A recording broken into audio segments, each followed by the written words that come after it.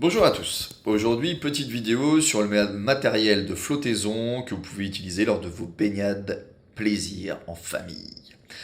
Le printemps est là, les piscines commencent à s'ouvrir et vous voulez profiter de l'activité avec vos enfants. Vous voulez profiter du bassin, ils n'arrêtent pas de vous tanner pour aller dans l'eau. Papa, maman, ça y est, l'eau a commencé à être bonne, j'ai envie d'y aller, j'ai envie d'y aller. Et vous, vous dites, mais comment je vais faire? Est-ce possible? Quel matériel adopter? Eh ben, je vais vous donner la solution. Attention. La première chose, c'est vous la première sécurité de vos enfants. Essayez de vous baigner avec eux, profitez de l'activité.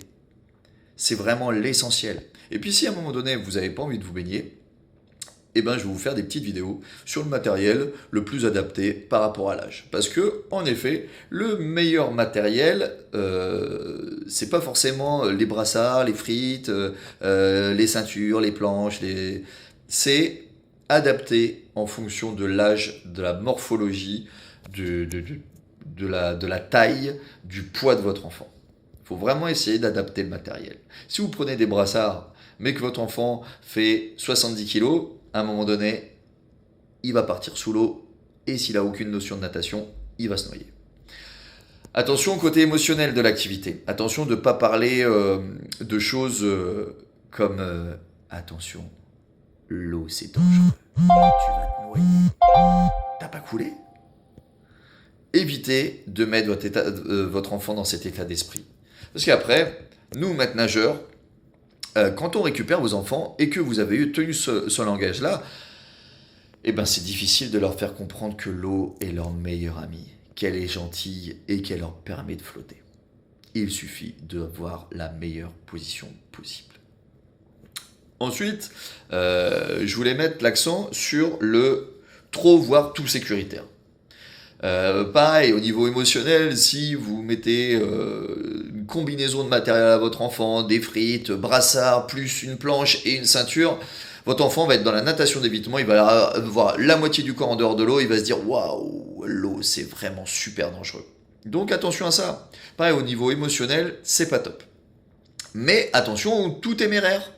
Trop téméraire peut créer également des traumatismes. Parce que si votre enfant a une perte d'appui, se retrouve assez longtemps la tête sous l'eau, qui commence à suffoquer, il manque d'air, et ben ça peut lui créer des traumatismes, alors qu'à la base c'était certainement un enfant qui était super à l'aise dans l'eau. Donc attention, il faut vraiment trouver cet accord entre les deux. Ensuite, du coup, la première sécurité pour votre enfant, ça va être vous. Essayez de vous baigner avec lui. Profitez de l'activité avec lui. Et puis si, ce que je comprends tout à fait, hein, vous voulez pas tout le temps vous baigner, l'eau elle est un petit peu froide, puis papa, maman, ils en ont un petit peu marre de s'occuper de son enfant, il veut continuer à se baigner, restez au bord du bassin, restez toujours en surveillance. La solution pour ça, c'est de limiter le temps. Limiter le temps de baignade. Comme ça, vous n'avez pas de perte d'attention. C'est super important. Soyez toujours au contact de votre enfant, ou si vous n'êtes pas au contact ou en position de sécurité avec votre enfant, restez au bord de l'eau, mais soyez attentif à la baignade. Même pour un enfant qui est très à l'aise dans l'eau, il peut glisser, il peut se cogner la tête, se trouver en immersion involontaire, suffoquer, et on sait ce qui peut se passer par la suite. Voilà, j'espère que cette vidéo va vous servir. Et je vous souhaite une très bonne journée, une très bonne baignade. Amusez-vous bien.